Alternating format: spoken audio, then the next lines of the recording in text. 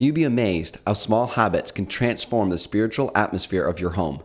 Let's talk about 5 that work.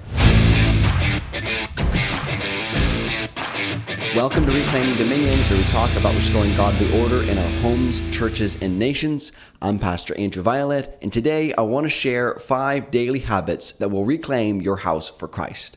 Now, these are the habits that I have found particularly helpful as a Christian father. But please leave a comment below if you have found something else that I haven't covered here. I'd love to hear it. Habit number 1 is giving thanks.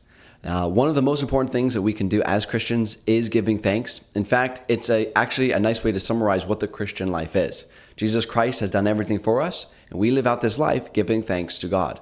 But on a practical note, it's important to be giving thanks throughout our day.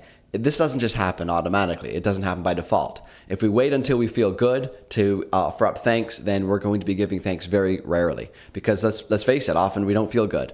So giving thanks has to actually be something that we do on purpose. It has to be something that we make part of a routine of our life, because God is worthy of our thanksgiving, and it also changes the people that we are. You ever spend a lot of time with somebody who is ungrateful and unthankful, and it creates a negative atmosphere, and so it will in our homes too. So my family, we've implemented this where throughout the day, there's consistent times where we try to offer up thanks. I'll ask my children, hey, what are you thankful for? And each one will go around. I'll share what I'm thankful for. My wife will share what she's thankful for. And this will transform your home. Take it during maybe the beginning of your day or the end of your day, but incorporate it as an intentional part of your day, that we are just going to be thankful for what God has given us. Now, offering up thanks isn't just something that we do consistently, but also something we do on an as-needed basis. I recall a time a few months ago that my family was on our way to church, and we were not particularly in a good mood or ready for worship on that particular Sunday. So as we were in the car and we were driving on our way to church, we decided we were going to give thanks. And we did this the whole 25-minute drive to church. We went around and each one of us gave thanks for something, and we just continued doing that the whole way. Well, once we got to church, our hearts were very different. We were very, very grateful, full of joy and thanksgiving. And this is what happens when we just take those times. If you notice your family is in a grumpy mood, take those times whenever needed to just stop, offer up thanks for what God has given. The second habit that will really transform your family for Christ is to share a meal together. Now, I grew up doing this, but I realized a lot of families don't do this. And I want to encourage you to make sure you take a time where you come together as a whole family. If it's just you and your spouse and you don't have any kids yet, then it's a lot easier to do. But when you have kids, it's so important that you gather all the whole family together at a certain point of the day. Maybe it's breakfast, maybe it's supper. Come together and share that meal together. And when you're sharing the meal together, what my family has found extremely helpful is we always try to read a proverb. Now, what I like to do with that is to put an audio Bible on. And so some people will literally open the Bible and they'll read it, and that is great. But it's also fine just to turn an audio Bible on, and we all just sit quietly while we're eating our meal for the 2 or 3 minutes that the proverb is playing, and we listen to the proverb. Now, this is beneficial for a couple of reasons. There's 31 proverbs in the book of Proverbs, and there's 31 days in a month. So that means if you do this every day, you get to go through a proverb a day, and you go through the whole book every month. Proverbs is full of practical wisdom, and so it's extremely useful for a family, for the spiritual formation of your children. And I've also found that there's so much in Proverbs it's hard to memorize it all. But if you're going through it every month, then those practical truths are going to stick in your heart. And they actually come up in life when you see a situation that is applicable to the Proverbs. You don't have to try to pull something from your memory. It's in your heart. It's stuck there because you've been going through it every month. So read a proverb, read it at a mealtime together. I find very helpful. But especially it is important that you take a time together as a family to share a meal. This is like a reset for your family, but it's also how you gain cohesion as a family. If you're never coming together as a family consistently, then you're never going to bond as a family. And if you want to build a Christian home, that means your family has got to have the same vision, the same purpose. You've got to be teaching your children what you believe and your vision for how your home ought to go, and so that they can continue on what you have built. Habit number 3 is get to bed early and wake up early. You know, there's a familiar saying, which is early to bed, early to rise, makes a man healthy, wealthy, and wise. There's a lot of truth to that. Although it's become quite common for people to become night owls and to stay up late, the reality is, in general, good things happen in the morning and bad things happen at night. Think about it. What do you do in the morning? You get up, you have your family worship time, or you have your personal devotions, or you eat your breakfast, but then you get going on your day and you start working. That's what people do in the morning. What do you do in the evening though? In the evenings, you relax. In the evenings, you maybe will binge watch Netflix, or you'll doom scroll on social media. The things that we're prone to do in the evenings, they're not productive. They're not the most helpful. So if we can whittle away that time in the evening and shorten it to where we go to bed sooner and then we get up sooner, our days are going to be filled with a lot more productivity, and that is in turn going to fill our homes with a lot more joy. We're going to get a lot more done, but we're also going to be a lot happier people. Think about it. The last time you binge watched Netflix for 2 or 3 or 4 hours, how did you feel after? Was your home filled with joy? Was it filled with peace? Probably not. So it's important to whittle away that time in the evening and to increase that time in the morning, and overall just to get more sleep as well. Now, I also realize that it's hard for people to give up their times in the evening. I understand. I used to watch movies every single evening, and that was a part of my lifestyle. And I loved when I would finish getting the kids to bed, sitting down on the couch, turning on the TV, and I would just zone out and watch TV the whole evening. That was something I didn't want to give up. And maybe you're like me, maybe it's TV, maybe it's your device, and it's hard giving up that time. I get it. But what I found to be helpful is if you see this as something that's important, start making small steps over years even, and you'll start to notice over time that your desires will shift. You see, my wife and I, we started changing our focus on our evenings and our mornings, and that led to us getting rid of our TV one day. It led to us changing to what we were doing in the evenings, to we were reading more books, we were reading the Bible more and praying, and even to where we just started to enjoy sleeping more and enjoy each other's company. All of these things changed, but they didn't change overnight. In my heart, I still didn't necessarily want to do the right things. I still wanted to spend my evening mindlessly pursuing entertainment. But over time, slowly but surely, I noticed God started to change my heart. So I would encourage you, if that's you, you say, you know what, I know I should be getting to bed early. I know I should be getting up earlier, but my heart just doesn't really want to. Take small steps and continue. Implement something you know, maybe we're going to go to bed at 10 o'clock at the latest. If you're used to staying up to 11 or 12, we're going to go to bed at 10.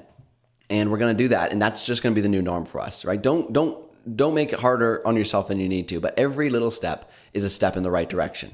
Now, I'm curious, what do you find is the biggest challenge keeping you from a good sleep schedule? Drop it in the comments below. Now, habit number 4 is have a time daily for family worship. Now, I've spoken of this in another video. You can check it out. I'll have it in the description below. But it's important to take a time where you as a family are coming together to worship the Lord Jesus. And this doesn't have to be very complicated. What my family does is quite simply we pray, we sing, and I read either from the Bible or a theology book to them. And it's not very complicated, but the key here is consistency. Little gains over a long time. That's the name of the game when it comes to family worship. You don't need to reinvent the wheel, and you don't need to become a theologian or a Bible teacher. I am a pastor, but I don't come at my children like I'm a pastor.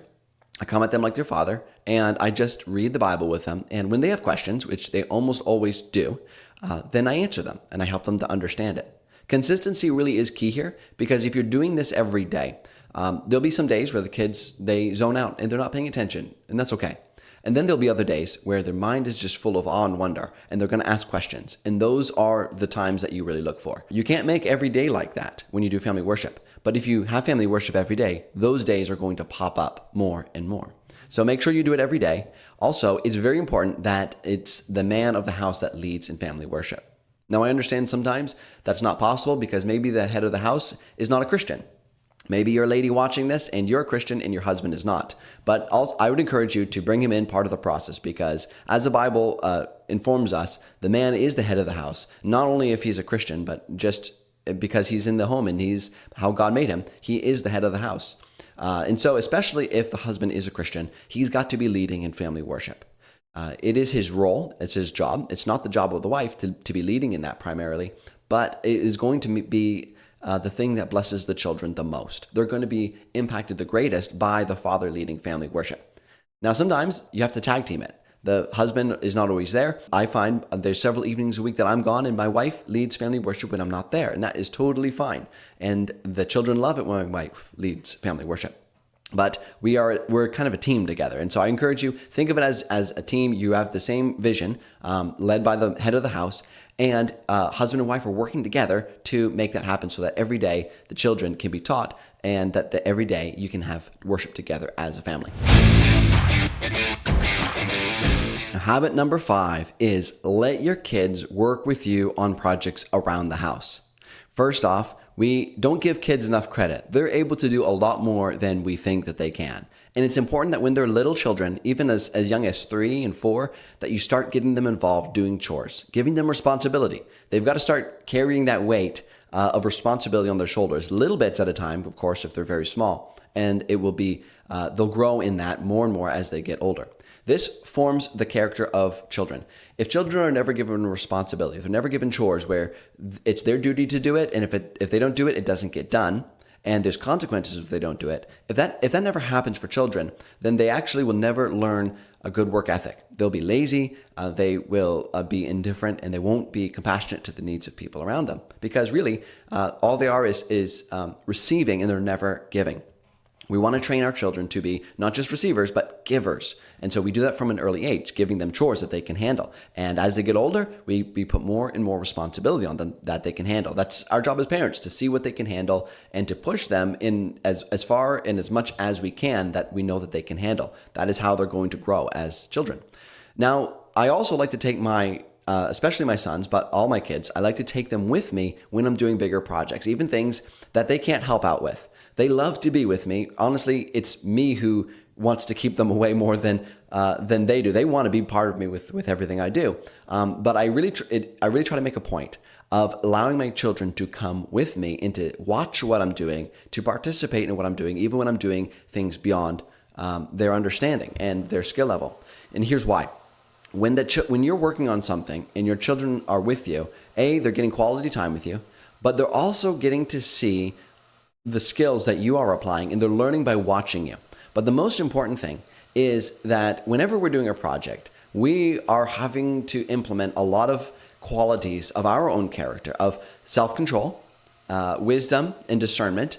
And we are also learning conflict resolution and conflict management. I don't know if you're like me, but when I work on a project and things don't go the way I want, I get real tempted to get frustrated. If I plan something and it doesn't go as I planned, that can really test my flesh. And our children are watching. And so it's good for them to see, how does mommy handle it when things don't go their way? Do they complain about it? Are they grumpy? Do they throw the hammer across the room?